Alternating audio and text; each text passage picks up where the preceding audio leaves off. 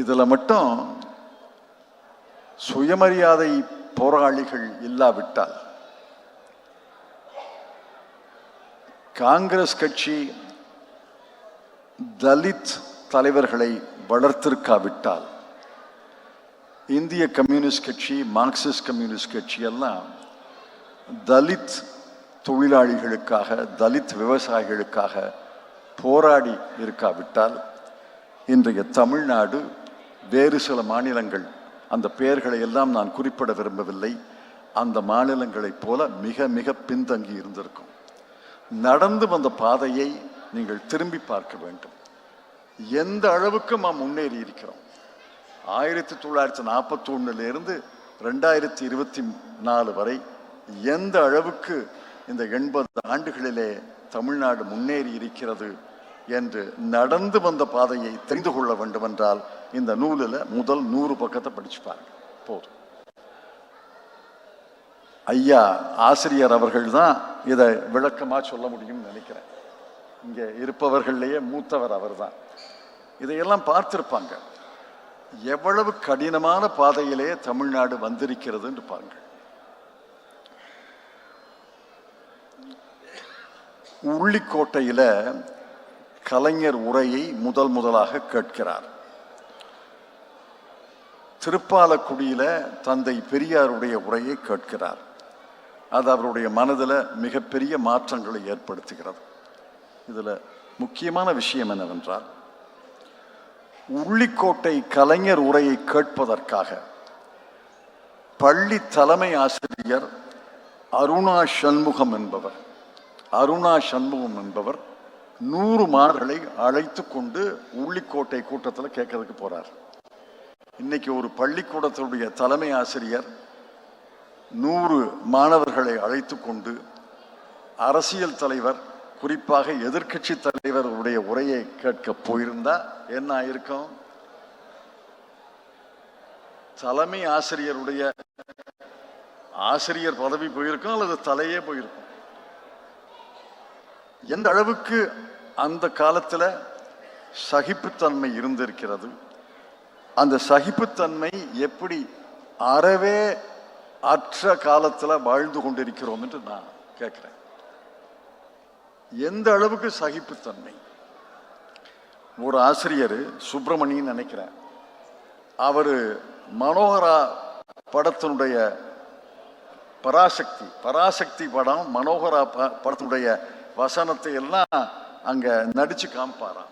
இன்னைக்கு பள்ளிக்கூடத்துல அல்லது பள்ளிக்கூடத்த மைதானத்துல ஒரு ஆசிரியர் நடிச்சு காட்டா என்ன ஆகுவார்? அவர் அரசியல் சகிப்புத்தன்மை அறவே ஒழிந்து விட்டது. சமுதாய சகிப்புத்தன்மை குறைந்து வருகிறது. அதற்கு மிகப்பெரிய சவால் வந்திருக்கிறது. இதையெல்லாம் நம்ம ஏதோ அரசியல்ல வெற்றி தோல்வி என்று பார்க்கப்படாது, தேர்தலில் வெற்றி தோல்வி என்று பார்க்கப்படாது. இந்த சமுதாய மாற்றங்களை, சமுதாய மாறுதல்களை, சமுதாய புரட்சிகளை எல்லாம் ஒழிப்பதற்காக, அழிப்பதற்காக, மீண்டும் பின்னோக்கி செல்வதற்காக சில சக்திகள் கூடியிருக்கின்றன என்பதை உணர்ந்து கொள்ள வேண்டும். அந்த சக்திகள் இன்று அரசியலிலே வலுப்பெற்றிருக்கிறார்கள். நான் இல்லை என்று சொல்லலை, இல்லை என்று சொல்லி என்னை நான் ஏமாற்றிக் கொள்ள விரும்பவில்லை. பிற்போக்கு சக்திகள் வலுவடைந்திருக்கின்றன. பிற்போக்கு சக்திகளை, அந்த வலிமையை உடைக்க வேண்டும் என்றால் முற்போக்கு சக்திகள் இன்னும் வலிமை பெற வேண்டும், இன்னும் போராட வேண்டும், இன்னும் அனைத்து ஆயுதங்களையும் அனைத்து உத்திகளையும் கையாண்டு பிற்போக்கு சக்திகளை ஒழிக்க வேண்டும்.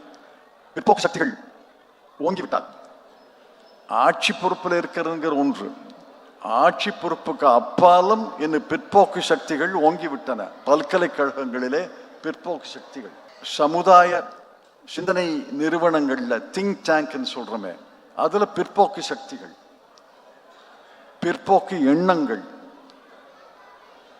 ஒரு திரைப்படத்துல பிற்போக்கு சக்திகள், திரைப்படத்தில் ஒரு காட்சி வந்துருச்சு, ஒரு வசனம் வந்துருச்சுன்னா அதை பிற்போக்கு சக்திகள் இதை எடுக்கணும், நீக்கணும் என்று போராடுறாங்க. இதெல்லாம் சின்ன சின்ன விஷயம் இல்லை. இதெல்லாம் எந்த அளவுக்கு பிற்போக்கு சக்திகளுடைய கை ஓங்கி இருக்கிறது என்பதை சுட்டி காட்டுகின்றன. இந்த பிற்போக்கு சக்திகள் தொடர்ந்து அவர்கள் குரலும் ஓங்கி வலிமையும் ஓங்கி ஆட்சியும் ஓங்கினால் 100 ஆண்டுகள் தமிழ்நாடு, மகாராஷ்டிரா, கர்நாடகா, கேரளா போன்ற முற்போக்கு பாதையிலே நடந்து வந்த மாநிலங்கள் மிகுந்த பின்னடைவு ஏற்படும். நம்முடைய மாநிலமே பின்னடைவு ஏற்பட்டுச்சுன்னா ஏற்கனவே பின்னடைவில் இருக்கிற மாநிலங்கள் எந்த அளவுக்கு போகணும் பாருங்க. அதனால மிகுந்த எச்சரிக்கையாக இருக்க வேண்டிய காலம் இது. இந்த பாலுவுடைய நூலை படிக்கும்போது எவ்வளவு நெடிய பயணத்தை, எவ்வளவு ஆளுமைகள் நம்மை வழிநடத்தி சென்று இந்த அளவுக்கு கொண்டு வந்திருக்கிறார்கள். இந்த அளவுக்கு கொண்டு வந்ததை நாம் இன்னும் இந்த பயணத்தில் முற்போக்கு பாதையிலே அழைத்து செல்லாமல் இதையும் இழந்து விட்டு பிற்போக்கு பாதையிலே சென்று விட்டால் நம்மை வரலாறு மன்னிக்காது, இந்த தலைமுறையை வரலாறு மன்னிக்காது.